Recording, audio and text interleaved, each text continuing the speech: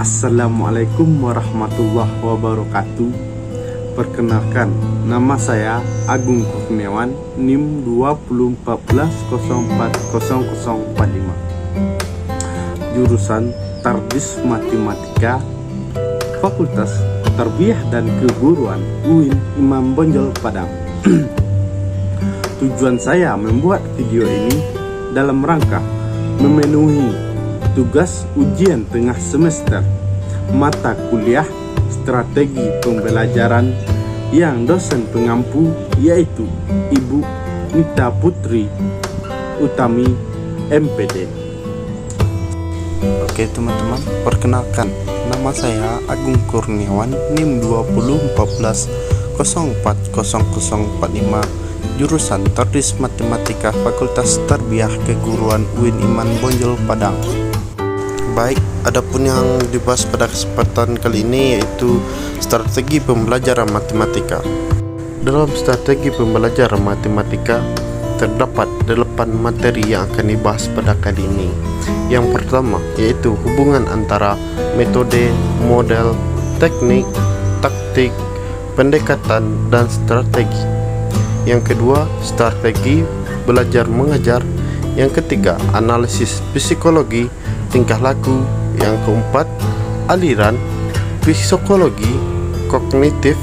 Yang kelima, kemampuan dasar mengajar. Yang keenam, pendekatan konstruktivisme. Yang ketujuh, pendekatan pemecahan masalah. Dan yang terakhir, pemecahan open-ended. Yang pertama yaitu hubungan antara metode, model, teknik, trik, pendekatan, dan strategi. Yang pertama, metode.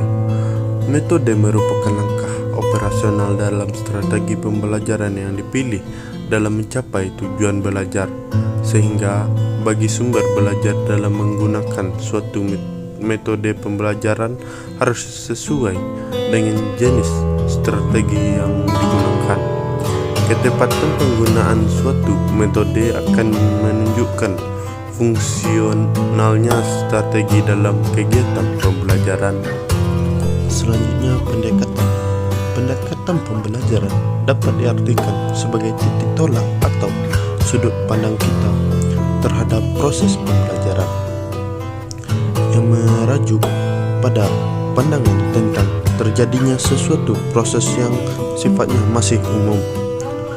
Di dalamnya mewadahi, menginspirasi, menguatkan, dan melatari metode pembelajaran dengan cakupan teoretis tertentu.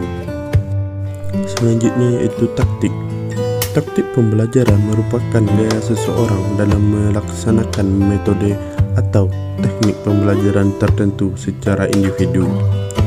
Teknik selanjutnya yaitu teknik.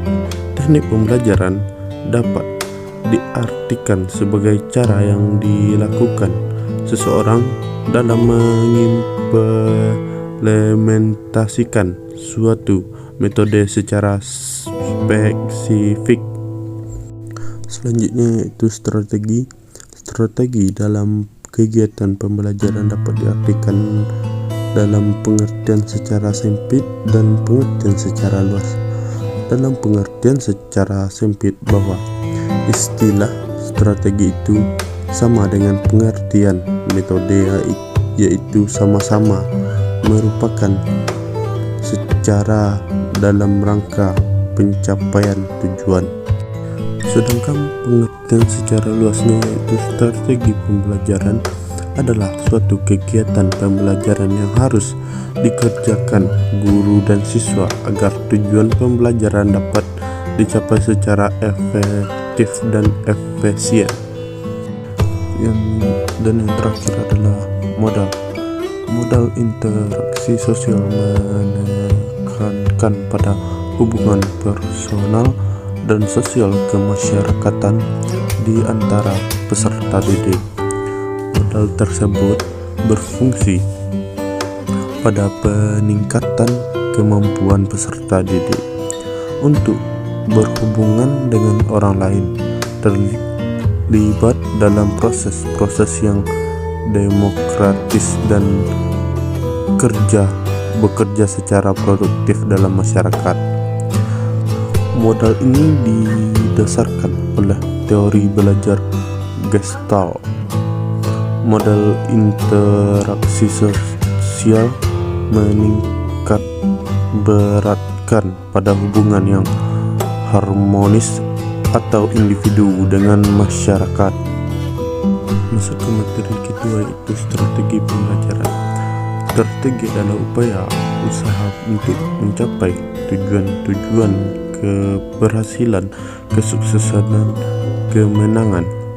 Strategi belajar mengajar adalah perencanaan yang dibuat dalam rangka kegiatan.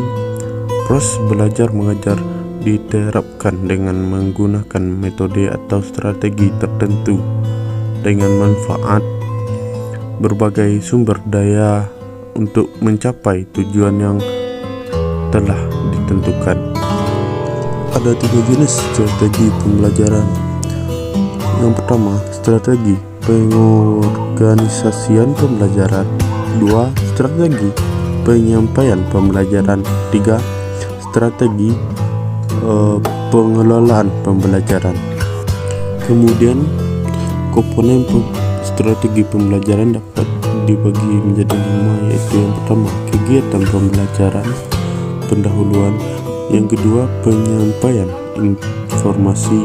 Yang ketiga, partisipasi peserta didik. Yang keempat, tes. Dan yang kelima, kegiatan lanjutan. Selanjutnya, aliran psikologi tingkah laku. Psikologi tingkah laku dapat dipelajari dengan berbagai cara, di antaranya dengan memperhatikan, menghayati, menerangkan apa yang terjadi dalam proses kejiwaan. Adapun penganut psikologi tingkah laku yaitu teori Sandike mengemukakan bahwa belajar adalah proses interaksi antara stimulus dan respon. Stimulus yaitu apa saja yang dapat merangsang terjadinya kegiatan belajar seperti pikiran, perasaan, atau hal-hal yang dapat ditangkap melalui alat indera. Sedangkan respon adalah reaksi yang dimunculkan siswa ketika belajar, yang juga dapat berupa pikiran, perasaan, atau gerakan. Selanjutnya, teori Skinner. Teori Skinner menyatakan bahwa genjaran atau penguatan mempunyai peranan yang amat penting dalam proses belajar. Genjaran merupakan respon yang sifatnya memberikan dan merupakan tingkah laku yang sifatnya subjektif, sedangkan penguatan merupakan suatu yang mengakibatkan meningkatnya kemungkinan suatu respon dan lebih mengarah kepada hal-hal yang sifatnya dapat diamati dan diukur. Selanjutnya yaitu teori Ausubel. Teori Ausubel terkenal dengan teori belajar bermakna. Menurut Ausubel, bahan pelajar yang dipelajari harus bermakna atau bahan pelajar itu harus cocok dengan kemampuan siswa dan harus relatif dengan struktur kognitif yang dimiliki siswa. Ausubel membedakan antara belajar menentukan dengan belajar menerima. Teori Pavlov. Pavlov adalah seorang ilmuwan berkebangsaan Rusia. Ia terkenal dengan teori belajar klasiknya yang seorang penganut aliran tingkah laku, yaitu aliran yang berpendapat bahwa hasil belajar manusia didasarkan kepada pengamatan tingkah laku manusia yang terlihat melalui stimulus, respon, dan belajar bersyarat. Menurut aliran tingkah laku, manusia termasuk organisasi positif yang bisa dikendalikan. Tingkah laku manusia bisa dikendalikan dengan cara memberi genjalar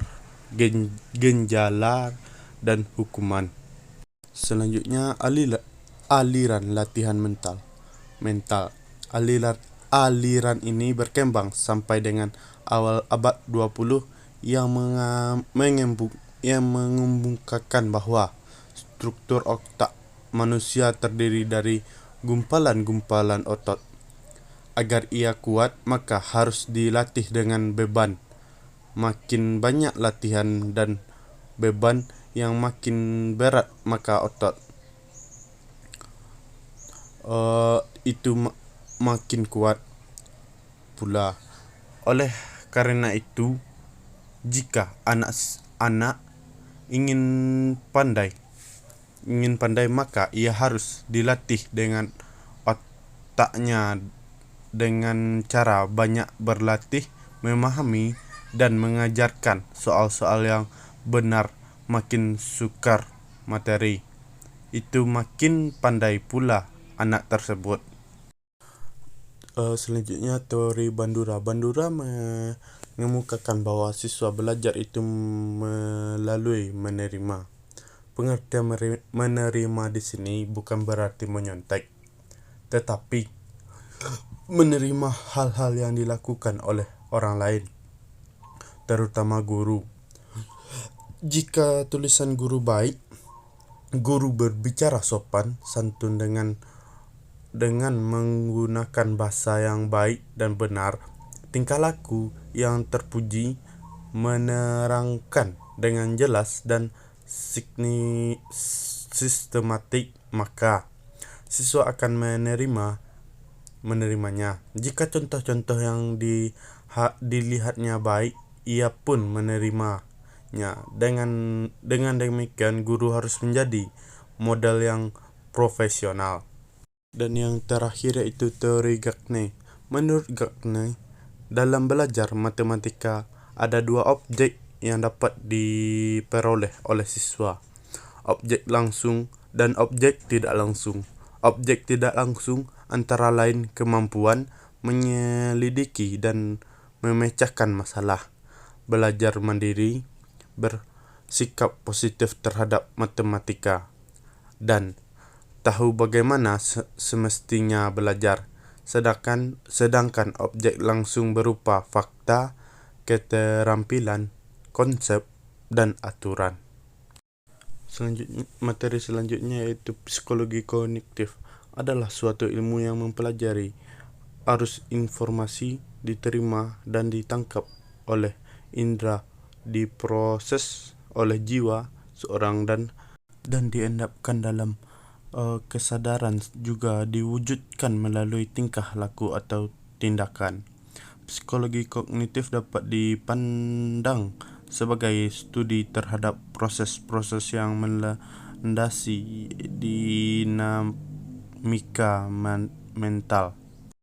Adapun penganut aliran psikologi kognitif yaitu teori Piaget, Jean Piaget menyebutkan bahwa struktur kognitif sebagai skemata, yaitu sekumpulan dari skema-skema. Selanjutnya, teori Brunner.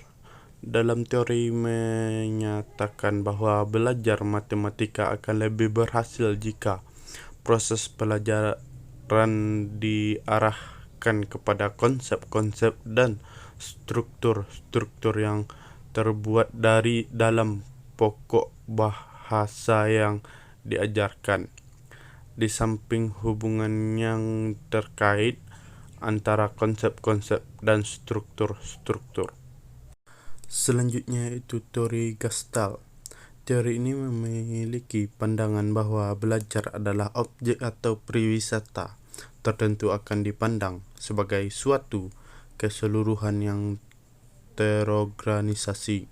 Selanjutnya, teori Brownell mengemukakan bahwa belajar matematika merupakan belajar bermakna dan belajar pengertian. Selanjutnya, teori Dinas Zaltan memusatkan perhatiannya pada cara-cara pengajaran terhadap anak-anak. Dasar teorinya bertumpu pada teori Pagal dan pembangunannya diorientasikan pada anak-anak. Selanjutnya, teori Van Hiele adalah teori belajar khusus dalam bidang geometri. Teori ini dikemukakan oleh Van Hiele. Teori ini mengurangkan beberapa tahap-tahap perkembangan mental anak dalam belajar geometri. Selanjutnya, kemampuan dasar mengajar.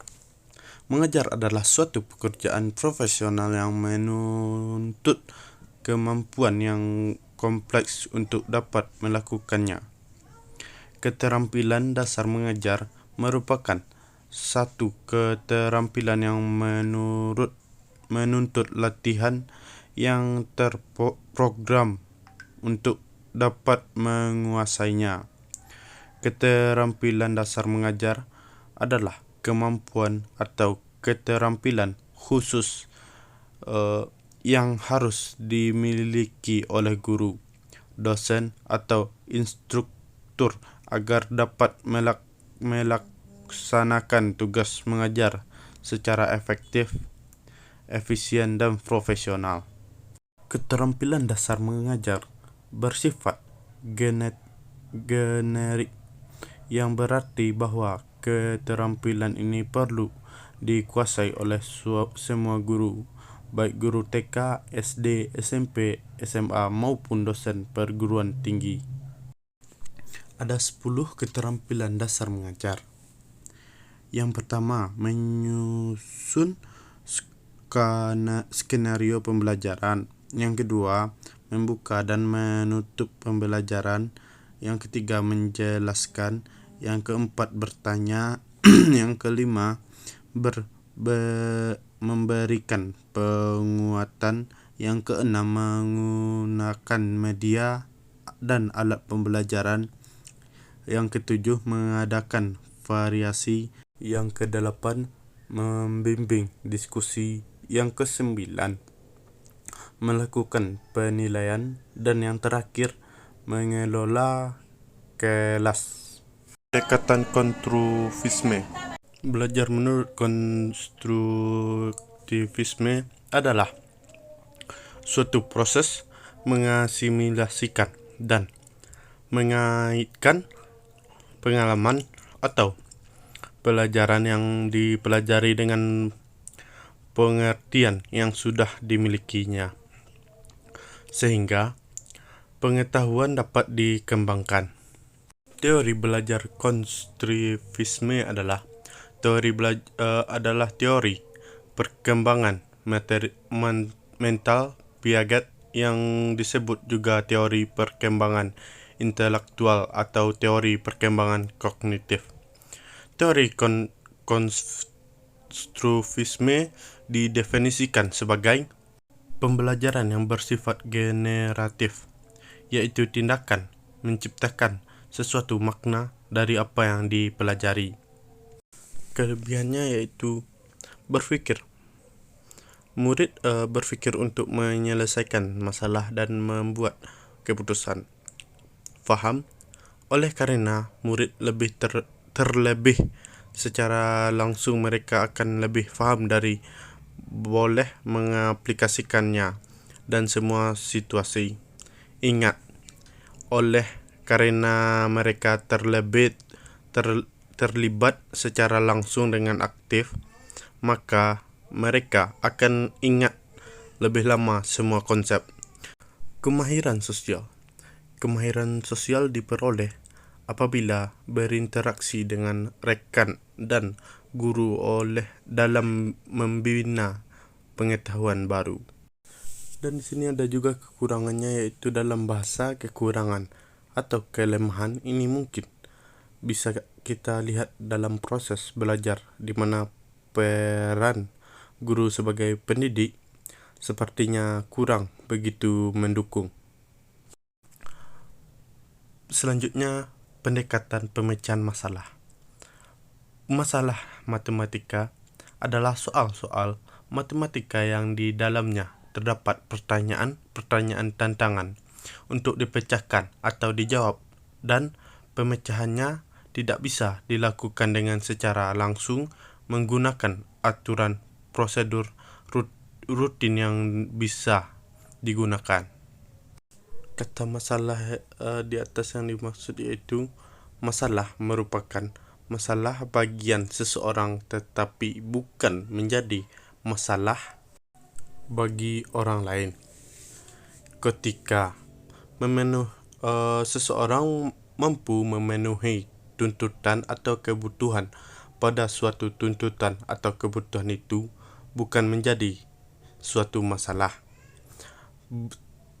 Begitu juga sebaliknya. Strategi pemecahan masalah matematika menurut Rice 1978 dan buku pengembangan pembelajaran matematika disebut beberapa macam strategi pemecahan masalah, yaitu beraksi, membuat gambar atau diagram, mencapai pola, membuat tabel, menghitung semua kemungkinan secara sistematik. Yang terakhir yaitu pendekatan open-ended dalam matematika. Pendekatan open-ended merupakan salah satu upaya inovasi pendidik matematika yang pertama kali dilakukan oleh para ahli pendidikan matematika Jepang.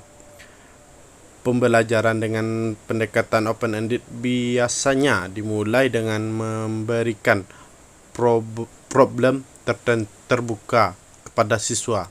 Kegiatan pembelajaran harus membawa siswa dalam menjawab permasalahan dengan banyak cara dan mungkin juga banyak jawaban sehingga mengundang pola potensi intelektual dan pengalaman siswa dalam proses menentukan suatu yang baru. Tujuan pendidikan open-ended menurut Nahda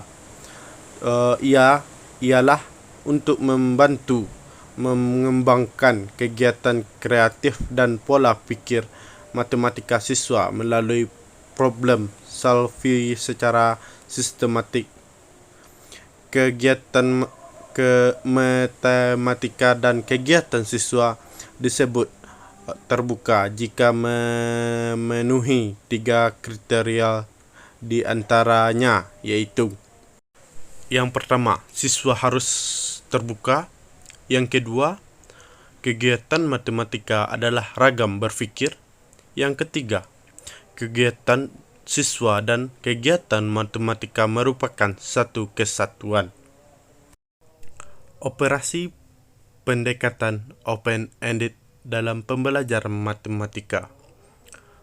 Berdasarkan strategi pembelajaran, pendekatan open-ended adalah pembelajaran dengan pendekatan yang memiliki prinsip tentang masalah. Pendekatan open-ended bisa membangun aktif interaktif antara siswa dan pembelajaran matematika sehingga dapat menarik siswa untuk menjawab permasalahan terhadap strategi apapun. Open-ended tujuan utamanya bukan untuk mendapatkan jawaban tetapi lebih menekankan pada cara bagaimana sampai pada suatu jawaban. Pembelajaran dengan pendekatan open-ended bisa dimulai dengan memberikan problem terbuka kepada siswa. Kegiatan pembelajaran harus membantu siswa dalam menjawab permasalahan dengan banyak cara dan mungkin jika banyak jawaban, sehingga mengundang potensi intelektual dan pengembangan siswa dalam proses menentukan suatu yang baru. Hanya sekian yang dapat saya sampaikan. Terlebih dan terkurang, kalau ada kata-kata saya yang salah, mohon dimaafkan. Assalamualaikum warahmatullahi wabarakatuh.